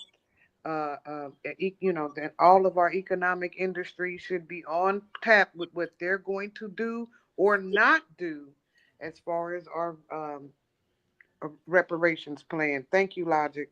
And so we should definitely be thinking about, and I know this is gonna sound crazy, having more children. I know you like what? It don't sound crazy. Yes, yes. Did I know it sounds crazy, It doesn't. but we have to, as black people, fight against the birth dearth happening in this nation. And if we have more children in time, the changes that we're looking to see will have to be rendered. They're guaranteeing, some of the guarantee in this country is that if we can kill enough of them, especially with us being under 20 something percent, that in time their great grandchildren won't have to actually deal with our great grandchildren, and we have to make that a myth. We have to fight against that as much as possible. Black women, you got to go get that. You said it, Lee. Y'all go get yourself checked out. Shoot, if you don't get yourself checked out, they don't know that they don't know, and they get to play with the money anyway. So if they running an insurance scam, get your part in. Okay, go on in there and get it. And Damn. so that's my 2029 plan. If we can start using with regularity some of the government programs that we have available, stop all that shame. Yes, if you can't afford your rent, go sign up for Section 8. If you cannot feed your children, go get your food stamps. The money is, if we don't use the money, they don't do nothing but reallocate it to the Department of Defense. So and so So make them take care of you. This is what the New Deal and stuff was about. Make your nation take care of you, especially if they gonna finna come and get your son and sign him up for war. And they trying to get your husband to enlist willingly, and then they coming for your son intentionally. You know what I'm saying? So if we're gonna be invested in with our children and our husbands and ourselves, then we need to be getting the benefits of being American citizens. Well, Last but not least, they mhm. telling us not to travel abroad because of how we look on the international stage. But I'm telling you, travel abroad. Because if not, you don't have nowhere to go when America blow up. True that. True that. I was going to say, add to what you were saying. Not only are they trying to get your son to volunteer, they're going for your daughter too. Remember, involuntary um, sign up for the draft is coming up in a year or two. It's going to be automatic, so you don't have to go to the postal service anymore and sign your name on the card and mail it in. It's going to be, if your ass is 18, you are now automatically enrolled in the draft for military service. And that's coming in a year or two. I can't remember exactly when that's coming, but I know it's coming in a year or two.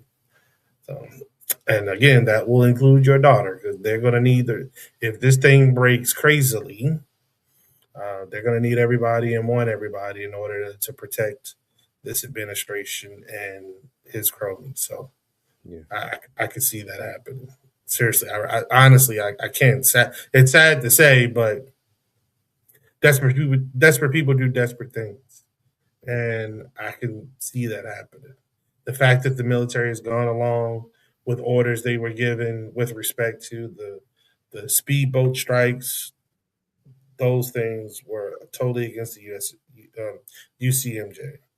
The fact that the military has gone along with other things that have happened, the deployments in American cities, not what we're supposed to do. That's not what we're here for. If we're not asked to come in by the governor, 9 times out of 10, we're not supposed to deploy. There was not a federal law passed that needed to be enforced. So those troops should never have been federalized. That's a problem. Those things are huge errors in the command structure of the United States military. Yeah. And it could go very wrong very fast in the very near future. Yeah. If you look at 2029 from my perspective, my thoughts on it, we need to talk about putting buffers in place so that no one can do this again. We need to talk about the potential of either expanding the court or putting term limits on the court. Either way, not necessarily the court. I'm not excluding it either. People need to be impeached. People need to be held to account for their role and what this administration has accomplished. And I'm willing to go up to top, meaning go for the low lying vote, get their cooperation, exchange for testimony, so you can get the bigger fish later. I don't care how it goes, but somebody's need to go to jail for real. Somebody's need to go to jail for real. And somebody's need to be the example for everybody else. We will never do this again. And if you do, there will be straight up consequences for those actions. The Democrats need to grow a pair. The Democrats need to, I was going to get vulgar, but I'm not. The Democrats need to Come on, we got a take pair. those stick. We got Hakeem, we got Corey, we got the AOC. We used to have Jasmine. She doing hair somewhere. I think she do now. She's a lawyer. Let me leave her alone. I want to say this though. The politicians, it's not about having them. Right. It's about having us. 2029 needs to be as elaborate as 2025 was, and even more in depth. We should be making sure that anything reflecting the Confederacy is seen as treason. That needs to be on the books. Anybody that supported this administration and broke laws, international as well as national, should be military court-martialed as treason. Or military tribunal. I got you.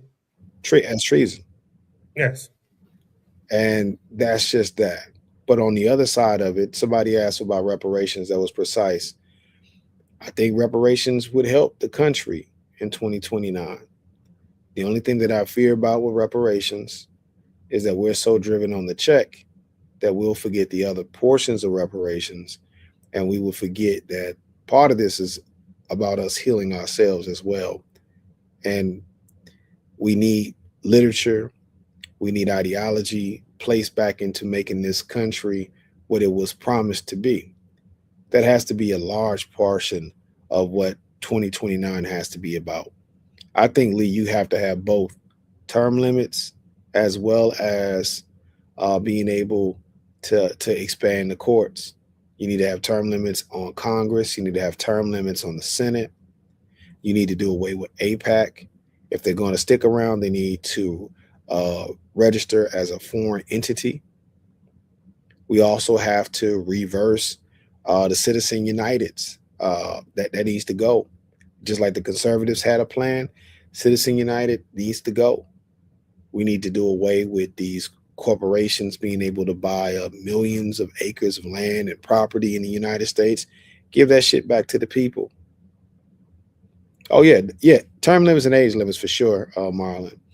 But I just think that it has to be a litany of things that we have to take a look at and write down. And another thing that we have to think about too is we can't be so extreme when it comes to a lot of the left-leaning things. And we got to be real. Some shit went too far.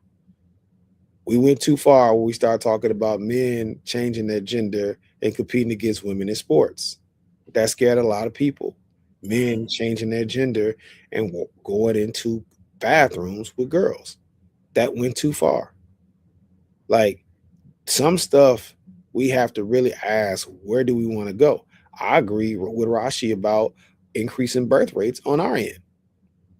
But you can't do that as long as you allow propaganda to be put online with these made up fake scenarios consistently that divide us, to have us debating shit that didn't exist. Like, there's just a level of stuff that I feel like should be regulated on social media platforms and even in the gossip realms.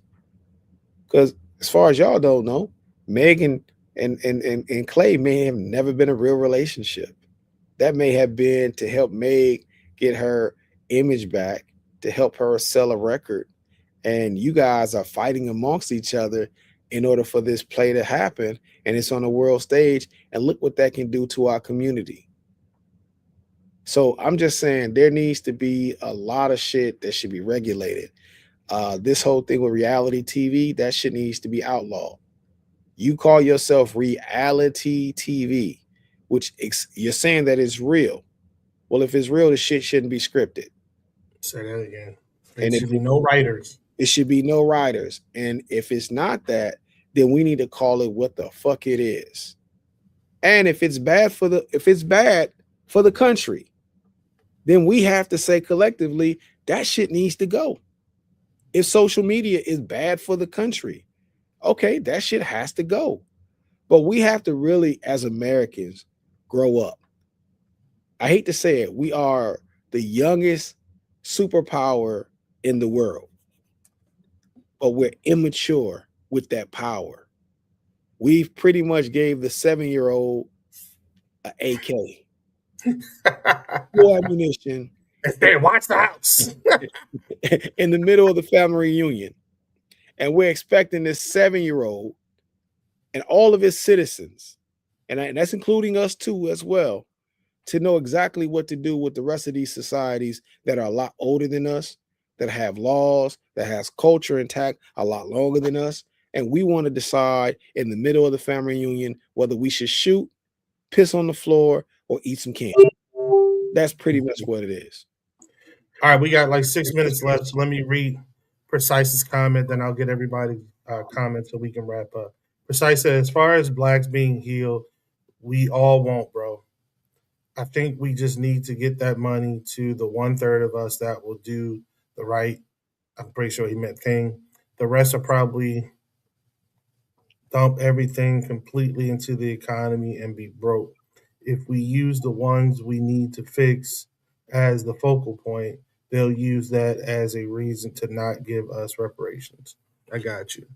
Um, so I'll go first. Let's go around, and then I'll close it out with how I normally do.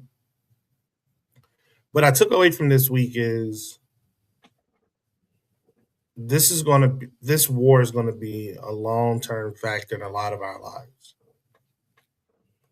Iran not giving their um, resounding response to the truce offer is problematic on a lot of levels. Because we have a child in the White House, I could see us going back to dumping munitions in Iran that we really don't have to dump, which leaves us vulnerable to attack from somebody else at some point. Also, monetarily, what this has done is expose the US dollar to a strain that it did not need. Folks are going away from the dollar as being the gas dollar. And that is a problem because, again, we don't make anything here in America. So, in order for us to get stuff, we have to import stuff. That could get even more expensive because people can just charge us more money. They ain't got to charge us the same price. Yesterday price ain't today's price, and it's our fault because we went to war in Iran. So that's how that could happen. That's all I got. Rashi, what you got? I agree with you on the manufacturing tip, but I don't think it's smart with the fact that we already buy carbon credits and stuff from other nations for us to be considering us a manufacturing hub anymore. We've already fucked it up too much. Right. But I do believe in us investing in nations that we have fucked over and be building their manufacturing capabilities so they can practice on, the open market on the world stage. And that's why I said earlier that I think we should be investing in Africa. We should be investing in African manufacturing. We should be buying African shit as much as we can. Cause I mean it can't be that much less quality than some Chinese shit, you know what I'm saying? They making that to fall apart in your hands now. So uh a shift in who we align ourselves with as far as not nothing major. Like I ain't saying go buy you an African car, even though they have them. I'm saying all them African fast, the quick made clothes, the little toys, and the little stuff that we count on for China. We need to start investing in ways where we get that made in Africa, because they have an anti-waste initiative. Africans is ready to pick through some plastic so that they can make a particular item out of said plastic. They ready to do e-waste retrieval. And they have they have the largest, youngest population on the planet. So if we wanted to train them up, and no, Thomas, I'm not forgetting the power of the African American child's mind and what they can do.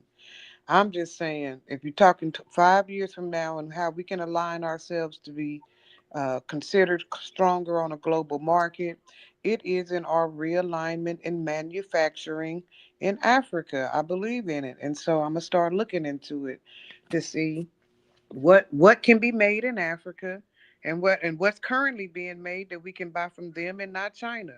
I mean, it's as easy as getting an African shirt instead of a Bangladeshi shirt. Same shit. They know how to sew. All right, Thomas, what you got? The black man does not always like to kick down walls. Sometimes it's okay to open the door for us and let us in. This week, I've thought about a lot of the uh, barriers that brothers have to go through and people are asking about our mental well-being.